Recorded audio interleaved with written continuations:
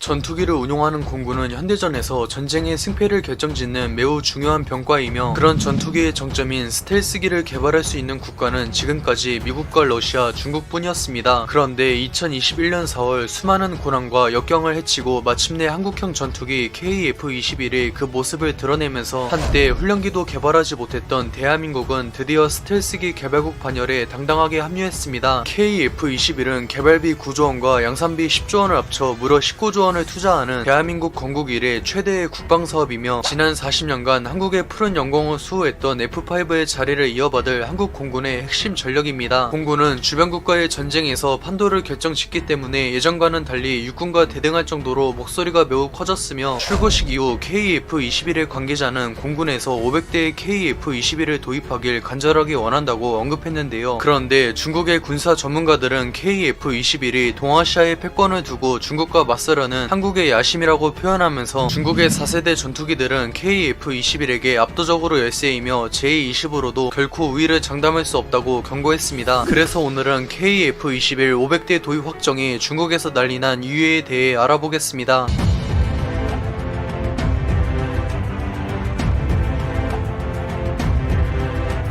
현재 공식적으로 개발사인 카이와 한국 공군에서는 KF-21을 4.5세대 전투기라고 언급했지만, 정작 해외 언론들은 스텔스기로 소개하고 있으며 미국에선 아예 한국판 F-35로 평가하고 있는데요. 물론 KF-21은 처음엔 4.5세대 전투기이지만 2030년대 후반까지 두 차례의 개량을 진행할 예정이며, 최종 단계인 블록 3에선 스텔스기의 필수 요소인 내부 무장창을 탑재하며 5세대 전투기로 거듭날 예정입니다. KF-21은 한국 외에도 공동 개발국인 인도네시아가 현지에서 라이센스 생산하는 조건으로 50대를 도입할 예정이며, 태국을 필두로 중국과 맞서야 하지만 예산이 부족한 동남아 국가들이 KF-21에 큰 관심을 보이고 있습니다. 한국이 속해 있는 동북아는 북미, 유럽과 더불어 세계 3대 경제권으로 이름을 떨치고 있지만, 한중일 3국의 군비 경쟁이 너무 치열해 제3차 세계대전의 시발점이 될 것이라는 불명예를 얻기도 했는데요. 1990년대에 발발한 걸프전 이후 전쟁의 판도를 결정짓는 병과는 더 이상 육군이 아닌 바로 공군이며, 한국은 아시아 최강의 육군을 보유했지만 종합적인 군사력에서 중국에게 명백히 열세입니다. 세계 8위의 전력을 보유한 한국 공군은 아시아에선 중국과 인도 다음가며 일본 공자대와 대등하지만, 생산된 지 40년이 넘은 F4와 F5를 아직도 운용할 정도로 노후화된 전투기가 많은 것이 약점으로 지적받습니다. 미국은 한국 공군이 단독으로 중국 공군을 저지하려면 최소 500대 이상의 4.5세대 전투기가 필요하다고 평가했으며, 이에 한국 공군에선 2030년대 이후 KF-16과 F-15K를 퇴역시키고 KF-21과 F-35만 운용하자고 제안했습니다. F-15K는 도입 당시 아시아 최강의 전투기로 군림하며 F-35 도입 전까진 한국 공군의 핵심 전력이었으나, 현재 최신 사양인 F-15EX로 개량을 진행하자 개발사인 보잉에선 무려 F-35 40대와 맞먹는 5조 원을 요구했는데요. 한국이 국산 전투기인 KF-21을 개발에 집착한 이유도 이런 외국 기업의 횡포를 방지하기 위해서이며, 전투기를 국내에서 생산하기 때문에 외화 유출을 방지하는 것은 물론 일자리 창출까지 기대할 수 있습니다. KF-21은 4.5세대 최강의 전투기이자 공대공 능력만큼은 5세대 전투기들과도 대등하다고 평가받기 때문에, 당사자인 공군에선 KF-16과 F-15K를 퇴역시키고 500대의 KF-21을 도입하자는 의견이 제시되고 있습니다. KF-21은 종합적인 성능에서 F-35에 필적하지만 대당 700억대에 불과한 압도적인 가성비를 자랑하기 때문에 한국 공군의 주력이며 190대에 달하는 KF-16과 F-15K를 대체하기엔 전혀 부족함이 없습니다. 현재 4.5세대 전투기를 500대 이상 보유한 국가는 미국과 러시아를 제외하면 전무했는데, 만약 500대의 KF-21을 도입하게 된다면 한국도 그 반열에 합류하는 것은 물론 세계 5위의 공군을 보유하게 됩니다. 무엇보다 한국이 KF-21을 대량 도입하면서 개량까지 원활하게 진행한다면 태평양으로 진출하는 전략적 요충지인 한반도를 장악하려 했던 중국의 계획은 완전히 물거품이 되는데요. 걸프전에서 미 공군이 명활약하며 전쟁을 승리로 이끌자 이에 자극받은 중국에선 공군의 전력 증강에 매달렸지만, 독자적인 전투기 기술력은 한참 부족하며 현재도 주요 기술은 러시아에게 의존하고 있습니다. 애초에 한국은 미국과 유럽, 이스라엘의 기술 이전을 받아 10년이라는 짧은 시간 안에 국산 전투기를 개발한 반면, 중국은 러시아의 전투기를 동의 없이 무단 복제했기 때문에 성능과 신뢰성에서 매우 불안정합니다. 중국군은 한반도와 가까운 북부 정부에 전력을 집중 배치했으며, 유사시 제2차 한국전쟁이 일어날 경우 북한의 선제 공격으로 전쟁이 발생해도 한반도에 개입해 무슨 수를 써서든 한국을 점령하는 것을 목표로 삼고 있습니다. 중국의 군사 전문가들은 공군의 역할이 매우 중요하며 한반도의 제공권만 장악한다면 중국의 승리가 확실하기 때문에 중국 공군은 한국의 두세 배가 넘는 압도적인 물량을 내세워 어떻게든 한반도의 하늘을 차지하려 될 것입니다. 유사시 중국 공군은 무인화를 진행한 J7 수백 대를 투입해 최대한 한국 공군의 전력을 소모시킨 다음 자국의 주력 전투기들을 이룩시켜 확실하게 제압한다는 전략을 내세우고 있는데요. 현재 4세대 이상 전투기가 260대에 불과한 한국 공군으로서는 중국 공군의 물량 공세를 감당하기가 매우 벅차지만 최강의 4.5세대 전투기이며 압도적인 공대공 능력을 보유한 KF-21 500대를 보유하게 된다면 얘기는 달라집니다. KF-21 앞에서 생산된 지 50년이 훌쩍 넘은 구식 전투기인 J7 따윈 그야말로 추풍 낙엽처럼 쓸려나갈 뿐이며 중국 공군의 주력이며 4세대 전투기들인 J10과 J11도 KF-21에게 성능에서 압도적으로 열세입니다. 또한 KF-21은 F-15EX와 라팔, 수호의 35 등 소수의 최신 4.5세대 전투기만 보유한 IR-ST를 탑재했는데 IR-ST는 스텔스기의 열기를 탐지해 추적이 가능하면서 적기의 스텔스 능력을 파괴할 수 있기 때문에 엄청난 장점입니다. 당연히 5세대 전투기에서도 최약체라고 평가받는 중국의 J-20은 우월한 공대공 능력을 자랑하며 블록 3에서 스텔스기로 개량될 KF-21에게 열세입니다. 한국이 500대의 KF-21을 도입한다는 것은 동아시아의 패권을 차지하려는 중국의 계획이 물거품이 되는 것을 의미하며 오히려 자신들의 뒤를 노릴 수 있는 한국의 군사력이 지금과는 격이 다른 수준으로 강화되니 두려워할 수밖에 없습니다. 주변국들의 조롱과 비난에도 한국은 끝내 무에서 유를 창조하며 KF-21을 개발에 성공했으며 한국군의 자주 국방은 KF-21을 개발하기 전과 개발 후로 나뉜다 해도 과언이 아닐 것입니다. 지금까지 3분 밀떡이었습니다. 저는 다음 이 시간에 더 맛있게 찾아뵙겠습니다.